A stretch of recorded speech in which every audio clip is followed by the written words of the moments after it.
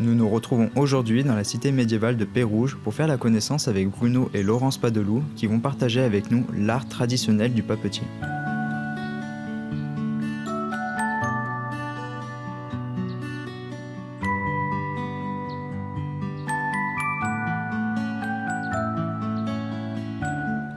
J'ai eu beaucoup de métiers avant.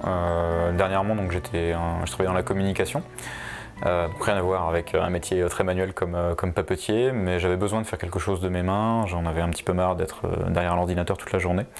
Et j'ai toujours eu une appétence, un goût pour le livre, pour l'objet imprimé, donc pour le papier indirectement. J'ai eu la chance d'avoir un moulin à papier qui n'était pas très loin de chez moi, donc j'en ai profité, j'ai été les voir, ça s'est bien passé, j'ai été formé là-bas. Et après, j'ai fait un petit tour de France chez quelques artisans pour les rencontrer, savoir un petit peu comment est-ce qu'ils travaillaient, avant de faire le grand saut et de venir ici pour faire du papier. Alors, Laurence n'était pas du tout dans le papier, elle travaillait dans le tourisme. Et on s'est lancé, donc c'est une reconversion totale en fait, on ne travaillait absolument pas dans ces métiers-là. Mais on avait à cœur de travailler ensemble et puis d'avoir un métier véritablement et pas juste une profession, une occupation, disons 35 heures par semaine. On voulait faire quelque chose ensemble en fait. On voulait s'installer dans un village qui soit proche d'un bassin de population important pour avoir une clientèle tout simplement importante. Donc on a envoyé des messages un petit peu à droite à gauche et puis Pérouges a répondu très rapidement. La mairie était très motivée pour installer un artisan d'art dans la cité.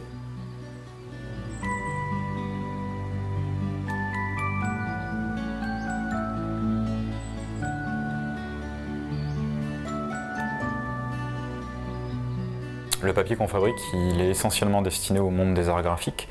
Donc ce sont des peintres, des graveurs, des restaurateurs de papier.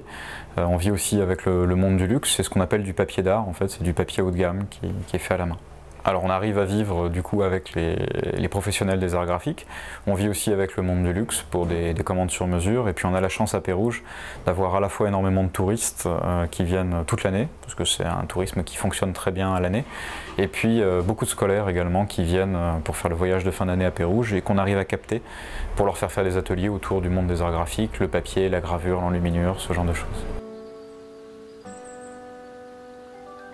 Alors, du papier artisanal, on en fabrique en France depuis le XIIIe siècle et il y a eu une coupure à l'industrialisation dans les années 1830-40 où on a commencé à faire du papier à la machine, on a arrêté de faire du papier à la main et on a complètement perdu cette tradition.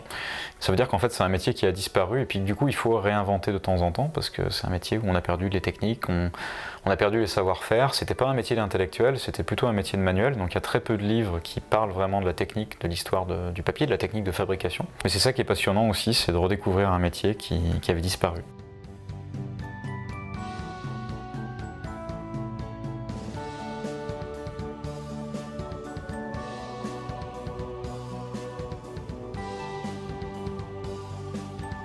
On fabrique du papier avec les chiffons, c'est-à-dire avec les vieux vêtements, les vieux draps des gens, qu'on récupère et pour les transformer en pâte à papier, on utilise un moulin à eau qui est une machine comme celle-ci qu'on appelle une pile à maillet.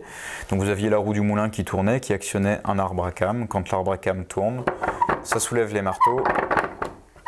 La pile hollandaise. L'idée donc c'est que vous avez un circuit fermé d'eau qui va tourner grâce à ce cylindre qui est muni de lames tranchantes et au passage ça va déchiqueter les fibres, les chiffons qu'on met à l'intérieur. Alors la pâte à papier, au bout de plusieurs dizaines de minutes, elle est prête.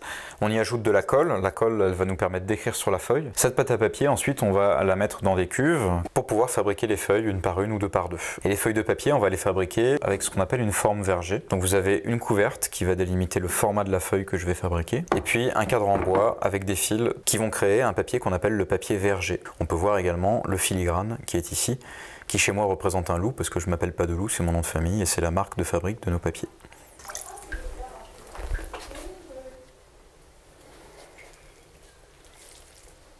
Ce tas, on va le mettre sous une presse pour enlever toute l'eau qui est à l'intérieur de la feuille. Alors on se trouve au séchoir, donc c'est l'endroit où on fait sécher nos feuilles une fois qu'elles sont pressées. Et on fait sécher à l'ombre et pas en plein soleil pour une raison principale, c'est que quand on fait sécher en plein soleil, ça sèche très vite, trop vite.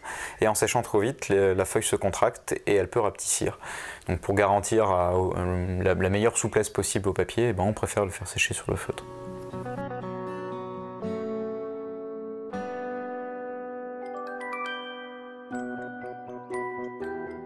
Alors en fait, je fais, on va dire, la complémentarité de ce que fait Bruno, c'est-à-dire qu'une fois qu'il a fabriqué le papier, je le transforme pour vendre des produits terminés. C'est vraiment un projet qu'on a réfléchi à deux, de se lancer dans un projet artisanal où on pourra faire quelque chose de manuel et finalement le papier ça correspondait bien à nos deux points d'intérêt.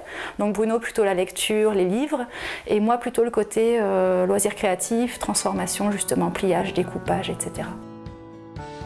Pour Bruno et Laurence, l'aventure ne fait que commencer et de nouvelles perspectives s'ouvrent à eux. Des partenariats de recherche pour une utilisation de leur papier dans le monde de l'agroalimentaire sont à l'étude. Mais ceci est une autre histoire.